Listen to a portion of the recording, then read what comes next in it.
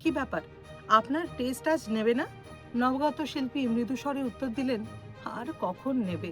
ডেকে বললেন, শুধু শুধু এই ভদ্রলোককে মেকআপ করিয়ে এতক্ষণ বসিয়ে রেখেছো কেন? হয় টেস্ট নিয়ে নাও, না হলে আজকে ওনাকে ছেড়ে দাও। অর্থাৎ চলচ্চিত্রে অভিনয় করার জন্য জীবনের প্রথম দুটি স্ক্রিন টেস্টেই তিনি ব্যর্থ হয়েছিলেন। এখন প্রশ্ন হলো, কে ছিলেন তিনি?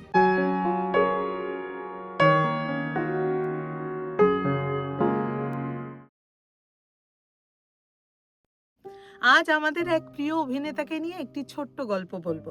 যার কথা বলছি, তিনি তখন মেডিকেল কলেজের হাউস সার্জন এবং গণনাট্য সংঘ প্রান্তিকের সভ্য। এক খ্যাতনামা পরিচালক একটি সিনেমাতে কোনো একটি পার্শ্ব চরিত্রের জন্য তাকে ডাকলেন স্ক্রিন টেস্ট নেওয়ার জন্য। সেই ছবিতে নায়ক ছিলেন উত্তম কুমার। যদিও সেই নবাগত অভিনেতা ওই স্ক্রিন টেস্টটি পাশ করলেন না, এবং স্বাভাবিকভাবেই ওই সিনেমার ওই রোলটি তার আর করা হলো না। কেটে গেল বেশ কিছুদিন। এবার দ্বিতীয় ডাক আরেক পরিচালকের কাছ থেকে। এবারও ঘটনাচক্রে নায়ক উত্তম কুমার। স্ক্রিন টেস্টের দিন সহকারী পরিচালক সেই নবাগতকে নিয়ে গেলেন সরাসরি উত্তম কুমারের কাছে। একটি রোলের কথা উল্লেখ করে বললেন, দেখুন তো, এই ছেলেটিকে ওই রোলটিতে কেমন মানাবে? উত্তম কুমার একটু তাকিয়ে দেখলেন, তারপর মিষ্টি করে হেসে জবাব দিলেন, বাহ, বেশ ভালো হবে। অতঃপর মেকআপ করিয়ে স্ক্রিন টেস্ট নেওয়ার পালা।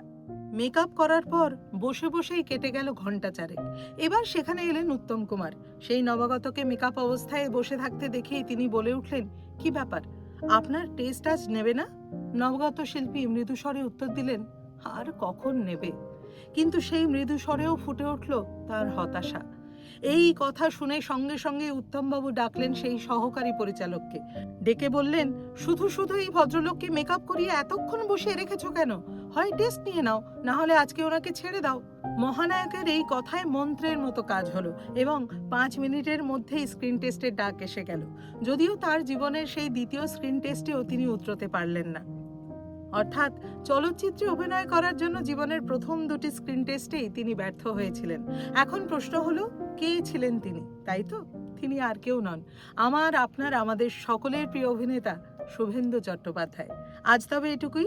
আবার দেখা হচ্ছে পরের পর্বে নতুন কোনো কাহিনী সঙ্গে নিয়ে।